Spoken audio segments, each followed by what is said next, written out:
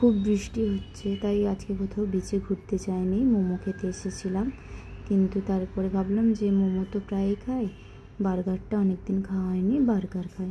আমি veg burger খেয়েছিলাম একটা, আর তারা দু ভাই চিকেন বার্গার খেয়েছিল। চিকেন বার্গারটা এতটাও ভালো ছিল না, অল্পই চিকেন দেওয়া ছিল বলছিল, কিন্তু আমার ভেজ বার্গারটা ভালোই ছিল। আমি অনেক দিন পর বার্গার খেলাম, টেস্টটা ভালোই লেগেছিল, আর খিদে পাচ্ছিলো বলেই হয়তো আরও ভালো লেগেছিল। বাড়ি থেকে মা মুড়ি নিয়ে এসেছিলো, কিন্তু পেঁয়াজ, আলু, লঙ্কা এসব কিছু নিয়ে আসেনি, টমেটোও নিয়ে আসেনি। তাই আমরা কিনতে বেরিয়েছি সবাই মিলে। আর আমাদের এখন ভেল পার্টিটা চালু হয়েছে। কোথায় এসছো বল? ভেল পার্টি হচ্ছে আজকে আমাদের। ভেল পার্টি কোন জায়গায় সেইটা তো বলবো তুমি। আলিবাগ, আলিবাগের হোটেলে, ফ্যামিলি হোটেল। আজকে এত বৃষ্টি হচ্ছে যে আমরা রাত্রের বেলা বেরোতেও যেতে পারিনি, কোথাও বিচেও ঘুরতে যেতে পারিনি।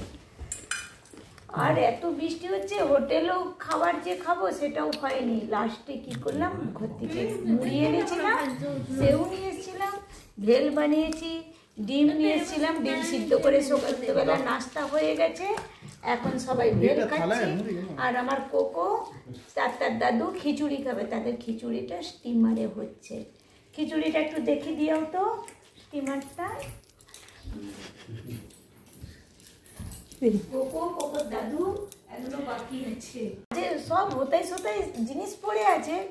এটা পিকনিক তো, ঘরের মতো কি গুছিয়ে হবে সব কিছু ভিডিও নাকি? তাহলে পিকনিক বলবে কেন?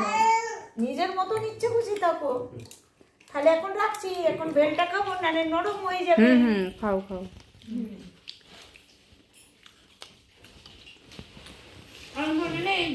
মুড়ি খায়নি, এইখানে খাচ্ছে মুড়ি।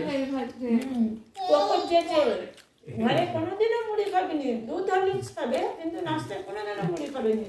সে আজকে হোটেলে বসে ভেল খাচ্ছে। প্রথমে ডিম সিদ্ধ খেয়েছে, নাস্তা করেছে মোমো। আর কি নাম ছিল রে? मजबूरी का नाम महात्मा गांधी। कौन सा ये था? Burger, chicken burger.